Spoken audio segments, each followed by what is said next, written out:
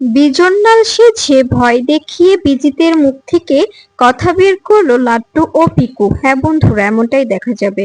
বিস্তারিত জানতে ভিডিওটিতে লাইক দিয়ে চ্যানেলটি সাবস্ক্রাইব করে শুরু থেকে শেষ অবধি দেখতে থাকো। গল্পের শুরুতেই দেখা যাবে তটিনীকে ফোন করেছে শিবপ্রসাদ। তখন তটিনী বলতে থাকে, ওদিকে কি অবস্থা, তুমি তুমি ঠিক আছো তো? তখনই শিবপ্রসাদ বলতে থাকে, হ্যাঁ তটিনী, আমি একদম ঠিক আছি। তুমি তুমি ঠিক আছো তো? আমার আমার বাচ্চাগুলো ঠিক আছে? তখনই তখনই তটিনী বলতে থাকে, হ্যাঁ তুমি তুমি একদম চিন্তা করো না, আমি একদম ঠিক আছি। তোমার তোমার বোনের কেসের কি হলো? তুমি কি কোনোভাবে শিবানীর হদিশ পেলে? শিবানী কি এখনো এখনো বেঁচে আছে, নাকি সত্যিই সত্যিই ওকে মেরে ফেলা হয়েছে? এ কথা শুনে তখন শিবপ্রসাদ বলতে থাকে, কিছু কিছু হাড় পেয়েছি তটিনী, সেগুলো ফরেনসিকে পাঠানোর জন্যই আমি আমি এসেছি কলকাতায়। তাই আমি তোমাকে ফোন করলাম। তোমাকে ভীষণ মিস করছি তটিনী।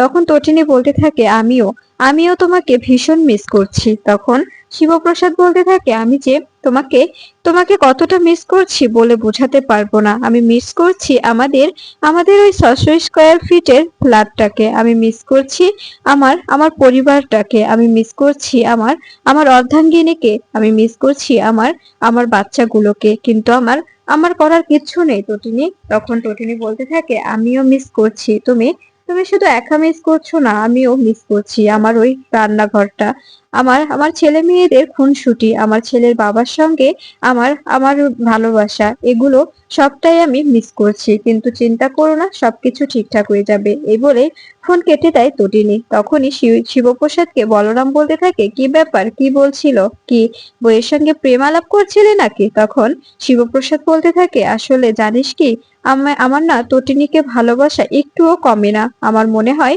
ভালোবাসা হয়তো বা আরো আরো কম হয়ে যাচ্ছে। ওকে আরো বেশি করে ভালোবাসা প্রয়োজন। আমি আমি যে ওকে কতটা ভালোবাসি কেউ জানে না, কেউ বুঝতেও পারে না। আমি আমি ওকে নিজের থেকেও বেশি ভালোবাসি। এসব কিছু শুনে ফেলে ভম্বল। ভম্বল মনে মনে বলতে থাকে, তার মানে শিবানীর হাড়গুলো পেয়ে গেছো? তোমরা ঠকে গেছো। ওগুলো ওগুলো যে শিবানীর হার নয়, এবারও তোমরা তোমরা বাজিমাত খেয়ে যাবে। কারণ কারণ তোমাদের ফাঁসানো হয়েছে, তোমাদের এমন ভাবে ঘোল খাওয়ানো হয়েছে, তোমরা নিজেরাও কল্পনাও করতে পারবে না। এদিকে এদিকে দেখা যায় বিজিত নন্দাকে ফোন করে আর বলতে থাকে, নন্দা তুই কেমন আছিস? তখন এই কথা শুনে নন্দা বলতে থাকে, কে আপনি? কণ্ঠটা খুব চেনা চেনা লাগছে। তখনই বিজিত বলতে থাকে, আমি বিজন, আমি বিজন লাল, তোর বিজন লাল। তখন এই কথা শুনে নন্দা বলতে থাকে, এত বছর পরে কেন ফোন করেছো তুমি? কেন ফোন করেছো? তুমি তো আমাকে ঠকিয়েছো। তুমি আমাকে ঠকিয়ে একা রেখে চলে গেছো। আবার আবার কেন ফোন করেছো? কি চাই তোমার? তখন তখন বিজিত বলতে থাকে, কোথায় কিছুই চাই না, এমনিতেই তোকে ফোন করলাম। আমি না তোকে বড্ড ভালোবাসি, তোকে তোকে বড্ড বেশি ভালোবাসি রে। তখন তখন এ কথা শুনে নন্দা বলতে থাকে, তুমি মিথ্যে বলছো। তুমি তুমি একদম মিথ্যে বলছো। তুমি আমাকে ভালোবাসো না। যদি ভালোবাসতে তবে এভাবে এভাবে ফেলে যেতে পারতে না। তখন তখন বিজিত বলতে থাকে, সত্যি বলছি, আমি তোকে ভালোবাসি। কিন্তু আমার একটা কাজ করে দে না, আমি তোকে কতটা ভালোবাসি সেটা আমি তোকে প্রমাণ দেব। শুধু শুধু তুই আমাকে একটা কাজ করে দে, তোকে নিয়ে আমি জীবনটা পাড়ি দিতে চাই। তখন তখন নন্দা বলতে থাকে, তুমি তুমি তোমার কথা আমি বিশ্বাস করি না। আমি আমি তোমার কথা মতো কাজ করলে আমি কি পাবো? এরপরে এরপরে বিজন বলতে থাকে, তুই আমাকে পাবি, তুই আমাকে চাস না? এরপরে রাজি হয়ে যায় নন্দা। এরপরেই ফোন কেটে যখনই শিবানীর বাড়ির সামনে দিয়ে যাচ্ছে, ঠিক তখনই দেখা যায় শিবানীর বাড়ির সামনে পুরোটাই বিয়ে বাড়ির মতো করে সাজানো। এটা দেখে অবাক হয়ে যায় নন্দা। নন্দা বলতে থাকে, এটা কি করে সম্ভব? বাড়িটা এভাবে সাজালো কে? কাল রাতেই তো দেখলাম একদম আগের মতোই আছে। তবে তবে হঠাৎ এভাবে সাজিয়ে তোলার কারণটা কি? ঠিক তখনই পরশুরাম বেরিয়ে আসে নন্দার সামনে আর বলতে থাকে, আজকে তো বিয়ে, তাই বিয়ে বাড়ির মতো করে সাজিয়েছি। কেমন হয়েছে নন্দা দেবী? সাজটা ঠিক আছে না? তখন এ কথা শুনে নন্দা বলতে থাকে, আমি তো বুঝতে পারছি না এসবের মানে কি। এভাবে এভাবে সাজানো হয়েছে কেন একদম বিয়ে বাড়ির গেটের মতো করে? তখনই শিবপ্রসাদ বলতে থাকে, বিয়ে বাড়ি তো বিয়ে বাড়ির গেটের মতো সাজাবো না কি করব? তখন তখনই নন্দা বলতে থাকে, বিয়ে বাড়ি মানে কার বিয়ে? কার সঙ্গে বিয়ে? কে করছে বিয়ে? তখন তখন দেখা যায় শিবপ্রসাদ বলতে থাকে, কেন শিবানীর বিয়ে? তখন এই কথা শুনে অবাক হয়ে যায় নন্দা। নন্দা বলতে থাকে, তার মানে শিবানীর বিয়ে মানে? শিবানী তো, এই বলে চুপ হয়ে যায়। তখনই তখনই শিবপ্রসাদ বলতে থাকে, কি হলো, কথা বলছেন না কেন, চুপ হয়ে গেলেন কেন? শিবানী তো কি, শিবানীর কি হয়েছে বলুন, উত্তর দিন। তখন তখন দেখা যায় এই কথা শুনে ভয় পেয়ে যায় নন্দা। নন্দা চুপ করে দাঁড়িয়ে থাকলে তখন আরো রেগে যেতে থাকে শিবপ্রসাদ। তখন শিবপ্রসাদ রিভলভার বের করে বলতে থাকে, মুখ খুলবেন নাকি আপনাকে মুখ খোলাতে হবে? তখনই মায়া এসে বলতে থাকে, কি হলো নন্দা দেবী, মুখ খুলুন, তা না হলে এই যে রিভলভার দেখছেন, এটা সহস্রটা দানায় আপনার আপনার কপালে বিঁধে যাবে। তখন নন্দা বলতে থাকে, প্লিজ আমাকে আমাকে এভাবে এভাবে কিছু করবেন না। আমি আমি সত্যিই জানি না আমাকে কেন এভাবে অপদস্থ করছেন, এভাবে কেন আমাকে জ্বালাচ্ছেন বলুন তো। তখন এই কথা শুনে শিবপ্রসাদ বলতে থাকে, আমরা আমরা আপনাকে জ্বালাচ্ছি নাকি আপনি আমাদেরকে জ্বালাচ্ছেন বলুন তো। তখন এই কথা শুনে নন্দা বলতে থাকে, কি বলতে চাইছেন আপনি, আমি আপনাকে জ্বালাচ্ছি মানে? তখনই শিবপ্রসাদ বলতে থাকে, হ্যাঁ, আপনি আমাদের জ্বালাচ্ছেন, কারণ আপনি মুখ খুলছেন না। আপনার আপনার যেখানে মুখ খোলার কথা আপনি সেখানে মুখ খুলছেন না। আপনি আপনি মুখ বন্ধ করে আছেন। যদি আপনি নাই জানতেন, তবে তবে কেন আমাদের চিঠি লিখেছিলেন শিবানী খুন হয়েছে? তখন নন্দা মুখ না খুললে তখনই দেখা যায় মায়া রিভলভার বের করে নন্দার সামনে ধরে আর বলতে থাকে, এখনো সময় আছে, বলে দিন, তা না হলে কিন্তু এখানে শুট করে দেব, আর আপনি আপনি এখান থেকে কোথাও যেতে পারবেন না। ঠিক তখনই রেজিস্টার চলে এলে বলরাম রেজিস্টারকে আনতে যায়। তখনই দেখা যায় রেজিস্টার বলরামকে দেখে বলতে থাকে, আচ্ছা, এই গ্রামে কেন, এই গ্রামে আপনি আমাকে কেন ডেকেছেন বলুন তো। তখনই বলরাম বলতে থাকে, কেন, আপনার কি কিছু মনে পড়ছে? আপনি এই গ্রামে আগে এসেছিলেন? তখনই দেখা যায় কথা শুনে রেজিস্টার বলতে থাকে, না না, এসব কি বলছেন, এমনিতেই জিজ্ঞেস করছিলাম যে এই গ্রামে কে বিয়ে করছে, কার বিয়ে। তখন বলরাম বলতে থাকে, প্লিজ চলুন, এত প্রশ্ন করবেন না, তা না হলে আমার বোনটা লগ্নভ্রষ্টা হয়ে যাবে। এরপরে এরপরে দেখা যায় বাড়ির সামনে নিয়ে এলে তখন মহিলা যেতে চায় না। তখনই বলরাম বলতে থাকে, কি হয়েছে, আপনি যেতে চাইছেন না কেন? তখনই দেখা যায় মহিলাটি বলতে থাকে, এই বাড়িতে শিবানী নাম বিজনের সঙ্গে বিয়ে, আমি তো কিছুই বুঝতে পারছি না, এটা এটা কি করে সম্ভব? তখন এই কথা শুনে বলরাম বলে ওঠে, কেন, এটা সম্ভব না মানে, কেন সম্ভব না? তখন তখন মহিলাটি বলতে থাকে, আসলে আসলে এটা তো শিবানীর বাড়ি, তাই না? তখনই বলরাম বলতে থাকে, হ্যাঁ, শিবানী তো আমার বোন। তখন এই কথা শুনে রেজিস্টার বলতে থাকে, তবে কি করে ওর বিয়ে হবে? ঠিক তখনই শিবপ্রসাদ বেরিয়ে আসে আর বলতে থাকে, কেন আমার বোনের বিয়ে হবে, কি করে বিয়ে হবে মানে? তখনই রেজিস্টার বলতে থাকে, না, আসলে কেমন যেন লাগছে। তখনই শিবপ্রসাদ বলে ওঠে, এখানে এখানে আমার বোন পালিয়ে এসেছিল, তারপরে তারপরে আমরা মেনে নিয়েছি, তাই এখন নতুন করে আবার বিয়ে দিতে চাইছি। কোনো কোনো সমস্যা নেই, আপনি আপনি ভেতরে আসুন। তখনই দেখা যায় রেজিস্টার বলতে থাকে, আমার আমার বিশ্বাস যে এই লোকটা আমাকে ভুলভাল বুঝিয়ে এখানে এনেছে।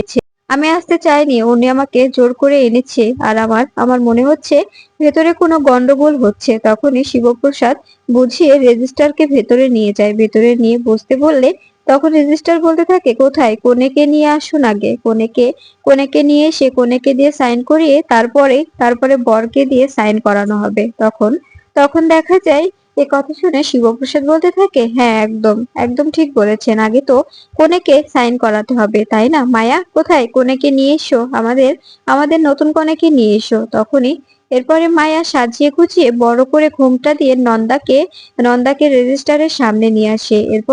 এরপরে দেখা যায় শিবপ্রসাদ বলতে থাকে, নিন, এবার রেজিস্ট্রিটা করে ফেলুন, জলদি জলদি করে ফেললেই ঝামেলা মিটে যায়। এরপরে দেখা যায় রেজিস্টারের পেপার বের করে নন্দার হাতে দেয় আর বলতে থাকে, মা, এখানে এখানে তুমি সাইন করো, এখানে সাইন করলে তোমাদের রেজিস্টারে তোমার সাইনটা সম্পূর্ণ হবে, বুঝতে পেরেছো? এই যে এই জায়গাটাতে সাইন করবে, অন্য কোনো জায়গায় সাইন করো না। এরপরে আড়াল থেকে নন্দা ভয় পেতে থাকে, কিছু বলতেও পারছে না, আবার নাও বলতে পারছে না। এরপরে যখনই নন্দা বাঁ হাতে সাইন করবে ঠিক তখনই রেজিস্টার বলে ওঠে, তুমি তো বাঁ হাতে সাইন করো না, তুমি কেন বাঁ হাতে সাইন করছো? তুমি তো ডান হাতে সাইন করো, তবে তুমি বাঁ হাত দিয়ে কেন সাইন করছো বলো তো?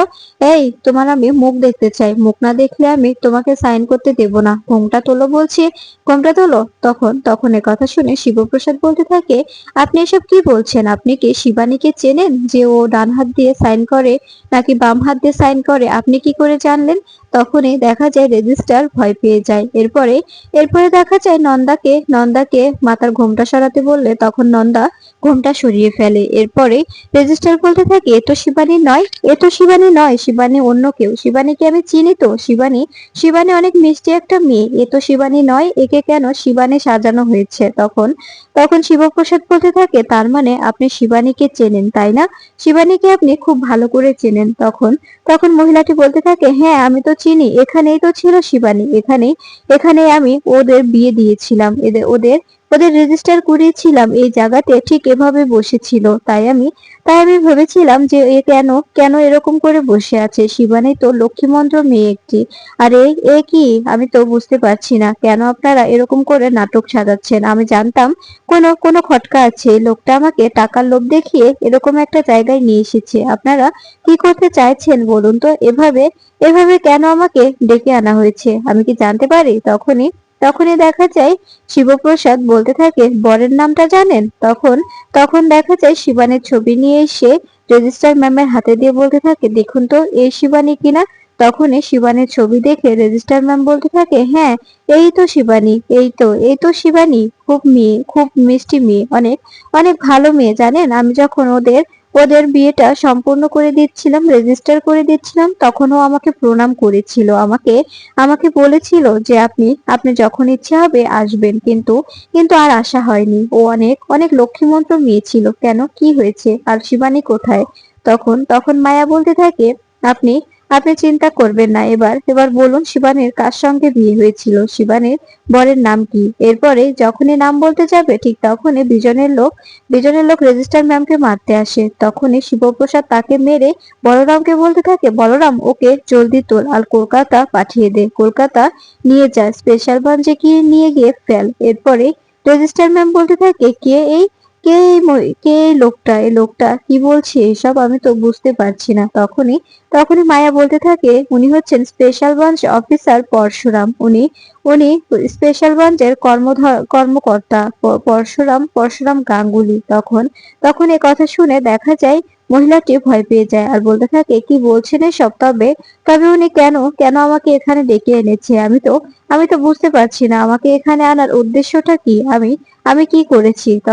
তখনই নন্দা সেখানে অবাক হয়ে দাঁড়িয়ে থাকে। নন্দা নন্দা কোনো কথা বলে না। এরপরে এরপরে দেখা যায় তখনই দেখা যায় রেজিস্ট্রার ম্যাম বলতে থাকে, আমাকে আমাকে যেতে দিন, আমার আমার মোটেও এসব ভালো লাগছে না, আমার কিছুতেই ভালো লাগছে না, এভাবে এভাবে মিথ্যে বলে আমাকে কেন আনা হয়েছে, আমি কি জানতে পারি? ঠিক তখনই দেখা যায় শিবপ্রসাদ বলতে থাকে, আপনি যে শিবানীর কথা বলছেন, সেই শিবানী আনফরচুনেটলি আমার বোন, আমার আমার নিজের বোন, আমি ওর আপন দাদা। কিন্তু কিন্তু জানেন, যখন এই যে ছেলেটি তো বিজিত তাই না, তখন এ কথা শুনে মহিলাটি বলতে থাকে, হ্যাঁ কিন্তু আপনি আমাকে এই ছবি দেখাচ্ছেন কেন?